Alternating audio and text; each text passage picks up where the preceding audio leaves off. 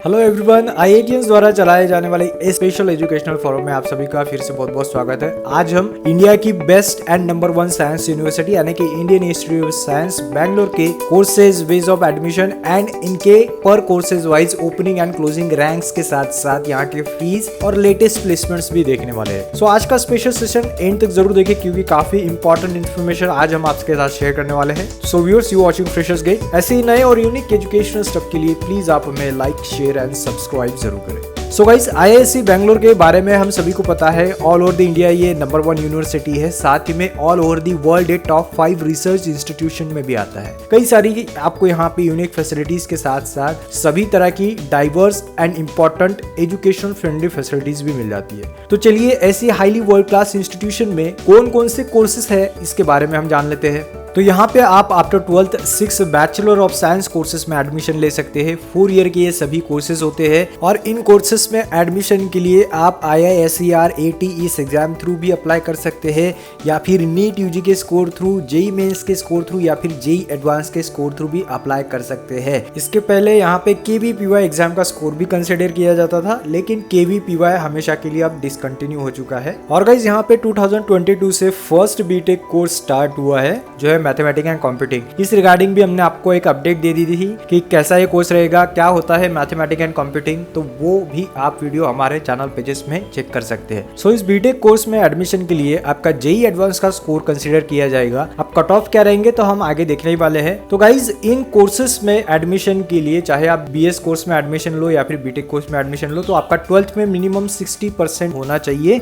और जो SC ST या फिर PWD सेक्शन से बिलोंग करेंगे तो उनका सिर्फ पासिंग परसेंट यहाँ पे कंसिडर किया जाएगा। कुछ यहाँ पे PG और PhD भी कोर्सेज है जिसके लिए कोर्स अकॉर्डिंग आपका एग्जाम रहेगा। जैसे आप यहाँ पे गेट थ्रू अप्लाई कर सकते हैं, सीड एग्जाम थ्रू अप्लाई कर सकते हैं, कैट हो, GMAT हो, JEM, JEST, तो ऐसे कई सारी वेज है यहाँ पे एडमिशन के लिए। इसके साथ ही गाइज यहाँ पे और एक प्रीमियम वे आ जाता है एडमिशन का। जैसे अगर आपने कोई डिग्री कंप्लीट कर ली है और आप कोई बड़ी मल्टीनेशनल कंपनी में लग चुके हो जॉब के लिए और वो कंपनी चाहती है कि आप अपना हायर एजुकेशन एक बढ़िया इंस्टीट्यूशन से करें, तो वो कंपनी आपको स्पॉन्सरशिप प्रोग्राम्स के लिए भी यहाँ पे भेज सकती है, जिसके लिए आपको कोई एग्जाम देने की जरूरत नहीं होती है। आप यूजी या फिर PG कोर्सेज में भी यहाँ पे एडमिशन ले सकते हैं। तो ऐसे गाइज यहाँ पे कोर्सेज और एडमिशन वे हो गया। अब हम यहाँ के cut offs and admission process के बारे में भी जान लेते हैं। तो सबसे पहले हम कट ऑफ की बात करेंगे। तो जैसे मैंने आपको बताया है, यहाँ पे 6 बैचलर ऑफ साइंस कोर्सेज है, तो उनके क्या एक्सपेक्टेड कट ऑफ रहेंगे तो वो हम एग्जाम वाइज देखेंगे। जैसे तो जेई मेंस के क्या कट ऑफ रह सकते हैं ताकि आप 6 बैचलर ऑफ साइंस के कोर्सेज में एडमिशन मिले, तो वो भी हमने यहाँ पे कैटेगरी वाइज कट ऑफ दिए है। लेकिन यहाँ पे एक चीज आपको ध्यान रखनी है, यहाँ आपका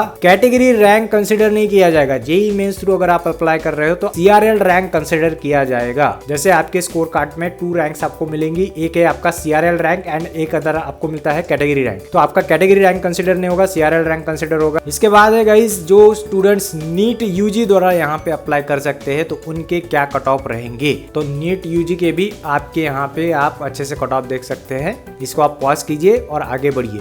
और जो स्टूडेंट बीटेक में एडमिशन करना चाहते हैं मैथमेटिक्स एंड कंप्यूटिंग के लिए, तो उनके क्या एक्सपेक्टेड कट ऑफ रहेंगे जेई एडवांस के, तो वो आप यहाँ पे देखिए। तो यहाँ भी आपका कैटेगरी रैंक कंसिडर नहीं किया जाएगा, चाहे आप OBC NCL से हो, SC से हो, ST से हो, यहाँ पे आपका कैटेगरी रैंक कंसिडर नहीं किया जाएगा। यहाँ पे आपका सेंट्रल रैंक ही कंसिडर किया जाने वाला है। तो ऐसे गाइज आप यहाँ पे कट ऑफ के चार्ट्स को अच्छे से पॉज करके जरूर देखिए और फिर आगे बढ़िए।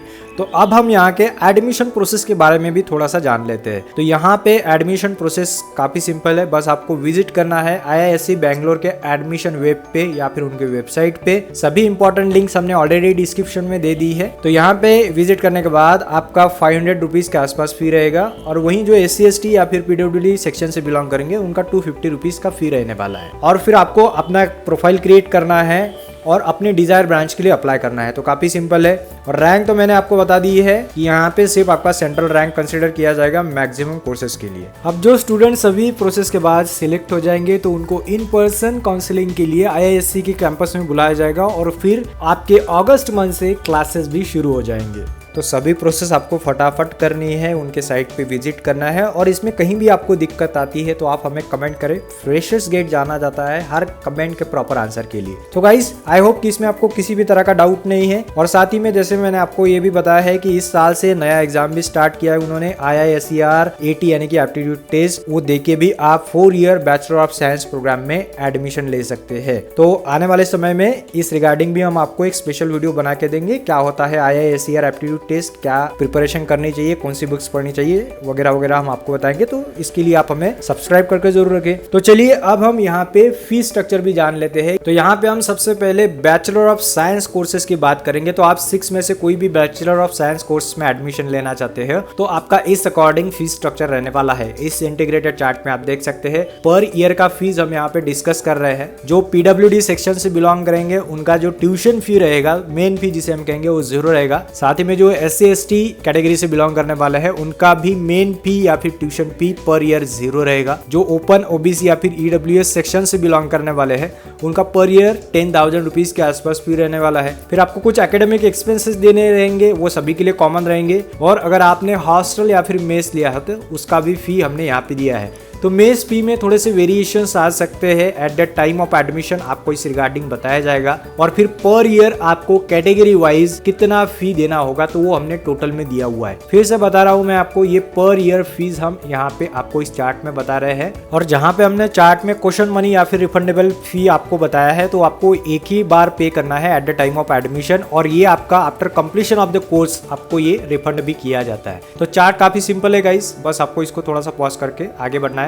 नेक्स्ट हम बात करते हैं कि बीटेक वालों का क्या फीस स्ट्रक्चर रहेगा, यानी कि जिनको मैथमेटिक्स एंड कंप्यूटिंग इस कोर्स के लिए जाना है तो उनका फीस स्ट्रक्चर भी हमने इस चार्ट में दिया है। PWD एंड SC ST वालों का मेन फी या फिर ट्यूशन फी जो रहेगा पर ईयर का यहाँ पे 0 रहेगा। वहीं ओपन OBC या फिर EWS वालों के लिए 2 लाख रुपीज का यहाँ पे फी पे करना पड़ेगा। कुछ एकेडमिक एक्सपेंसेस है जो सभी को लागू है। हॉस्टल एंड मेस फी के बारे में मैंने आपको बताया है, अगर आप लेते हो तभी आपको ये फी लगेगा। और टोटल में भी हमने यहाँ पे फीस स्ट्रक्चर दिया है। तो ऐसे गाइज यहाँ पे आप 12th के बाद बैचलर ऑफ साइंस और बीटेक कर सकते हैं। अब यहाँ पे अगर आपको लगता है कि फीस थोड़ा ज्यादा है तो आप इसके लिए स्कॉलरशिप्स भी पा सकते हैं और साथ ही में एजुकेशन लोन्स भी पा सकते हैं। और साथ ही में आपको यहाँ पे एडमिशन के बाद कई तरह के स्टाइपेंड भी मिलते हैं। इस रिगार्डिंग भी हम आपको फ्यूचर में अपडेट देने वाले हैं। अब नेक्स्ट बात करते हैं हम गाइस जो हायर एजुकेशन में जाना चाहते हैं, यानी कि जिनको PhD करनी हो, MTech करनी हो या फिर मास्टर ऑफ डिजाइनिंग में जाना हो, मैनेजमेंट या फिर MSc करनी हो, तो उसके क्या फीस स्ट्रक्चर रहेंगे तो वो भी हमने यहाँ पे दिए हैं। बस चार्ट को आपको अच्छे से पॉज करना है। जैसे SC ST वालों के लिए हमने इस प्रकार के कॉलम्स बनाए हैं और जनरल OBC वालों के लिए इधर के हमने कॉलम्स बनाए हैं। और साथ ही में हमने लास्ट में दिया है कि टोटल पर ईयर आपको कितना फी लगने वाला। तो इस चार्ट को भी आप अच्छे से पॉज करके जरूर देखिए। तो चलिए अब मोस्ट अवेटेड सेक्शन यानी कि प्लेसमेंट स्टैटिस्टिक्स की तरफ भी मूव करते हैं।